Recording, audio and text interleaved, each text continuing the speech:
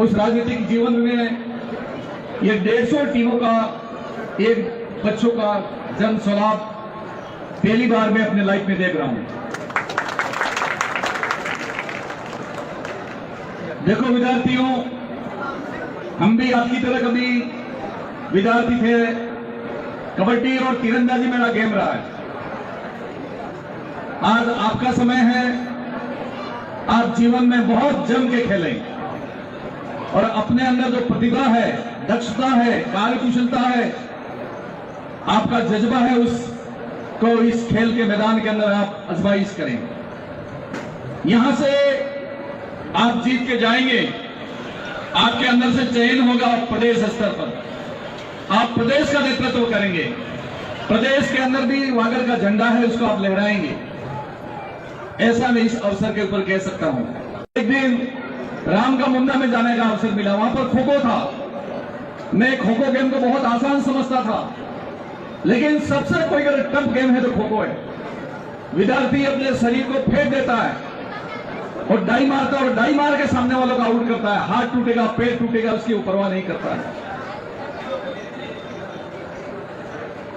और इसलिए आप खूब खेलें और आगे बढ़ें। मैं ज्यादा वक्त लेना नहीं चाहूंगा, एक दो बातें कह के अपनी बात को समाप्त करूंगा। विद्यालय हमारे बांसवाड़ा में है और गोविंद गुरु जी के नाम से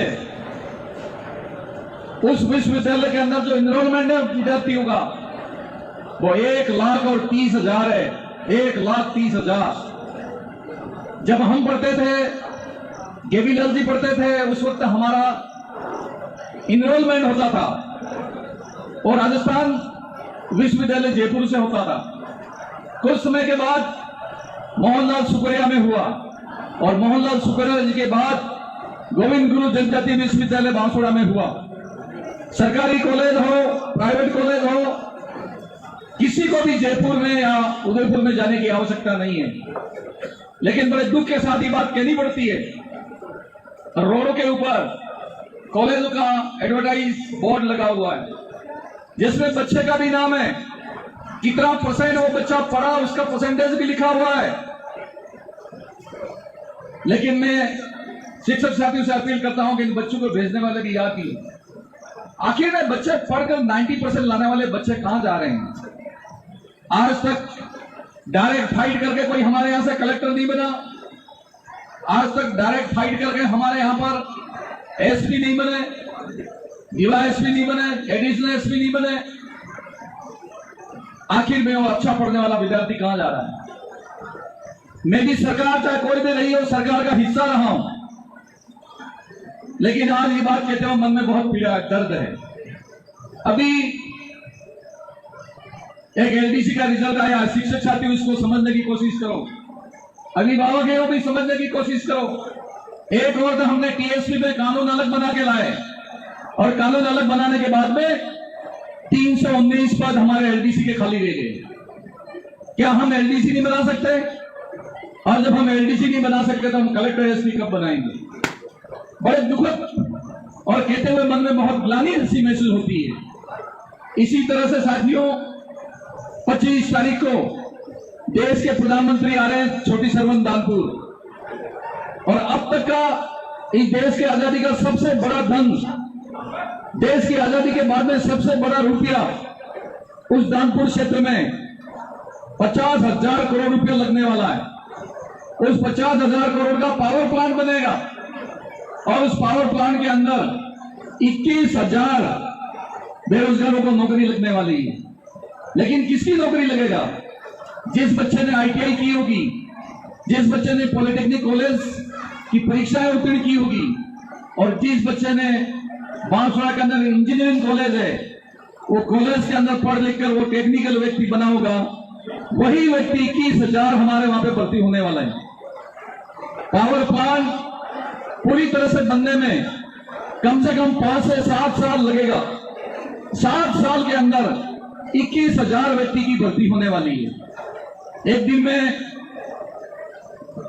यहां गया था पॉलिटेक्निक कॉलेज कातरिया में, मैं जब डिपार्टमेंट का मंत्री था 12 करोड़ रुपया देके वो पॉलिटेक्निक कॉलेज मैंने बनाया, और बच्चे कितने पढ़ रहे हैं? मात्र 3। बांसवाड़ा की आईटीआई खाली है, बाकी जगह की 2 ITI खाली है, कुशलगढ़, सज्जनगढ़, गंगतलाई, आनंदपुरी, अल्टोड़ा, गढ़ी, घाटोल, सभी ITI खाली पड़ी हुई है। बांसवाड़ा जिले में 2 पॉलिटेक्निक कॉलेज खाली पड़े हुए हैं। और एक आज बच्चा गुरुआ का मेरे पास में आया था, हमारे कोई आदमी का बच्चा था, उस बच्चे ने बांसवाड़ा में इंजीनियरिंग कॉलेज की पढ़ाई करके सिविल के अंदर इंजीनियर बन गया। मैं ये बात इसलिए कह रहा हूं कि स्वर्गीय बाबूजी हरदेव जी जोशी जी ने इस बांसवाड़ा के अंदर माही का डैम बनाया। उनकी कलम में वो ताकत थी कि रुपया ला सकते थे, लेकिन उनकी कलम में वो ताकत नहीं थी कि वो इंजीनियर पैदा कर सकते थे।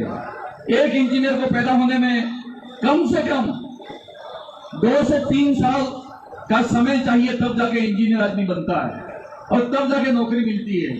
क्या मैं आपसे पूछना चाहता हूं कि 50,000 करोड़ का जो ये पावर प्लांट बन रहा है, उस पावर प्लांट के अंदर क्या हमारे बांसवाड़ा के 21,000 नौजवानों को नौकरी करने का अधिकार है कि नहीं?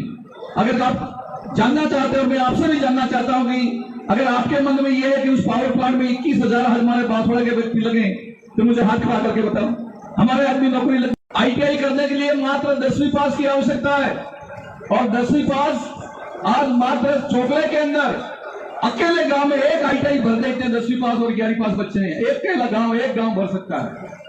लेकिन माफ करना, बाजार के अंदर जितने भी हमारा समुदाय है वो तो पढ़ते हैं, पढ़ाते हैं और आगे बढ़ते हैं, और विशेष करके हमारा आदिवासी समुदाय, पता नहीं 10वीं 11वीं वाले, मुझे नहीं कहना चाहिए, टूर्नामेंट का समय है, रास्ते से भटक चुके हैं। मत करो, हमको जीवन में बहुत पछताना पड़ेगा, बहुत पछताना पड़ेगा। अभी मौका है, इसका फायदा उठा लो। और ये 21,000 पद हमारे खाली हैं, उन खाली पदों को भरने के लिए मैं शिक्षक साथियों और अभिभावकों से अपील करता हूं कि अभी से ही ITI के अंदर भर्ती कर दो। कितने व्यक्ति वहां अध्यापक बनेंगे, कितने ग्राम सेवक बनेंगे, कितने पटवारी बनेंगे? आज 21,000 का आंकड़ा कोई कम नहीं होता है, बहुत बड़ा आंकड़ा होता है। इसको बनने की कोशिश करो। बस मैं इस अवसर के ऊपर यही बात कह सकता हूं। आपके बीच में आने का अवसर मिला, हमारे मैडम ने यहाँ पर एक मांग उठाई है। मैडम, ये क्षेत्र मेरी सीने से लगा हुआ है, मैं किसी पद पर रहूं या नहीं रहूं, यहाँ पर विकास की कोई कमी नहीं आने दी है और न कभी भविष्य में आने देंगे। हम आपके स्कूल के अंदर हॉल की आवश्यकता होगी, निश्चित रूप से हम उस हॉल को बनाएंगे। मैं महेंद्र सिंह मालवीय, पूर्व मंत्री, आज 69वीं कबड्डी एवं तीरंदाजी खेलकूद प्रतियोगिता की विधिवत शुभारंभ की घोषणा करता हूं। जय हिंद, धन्यवाद।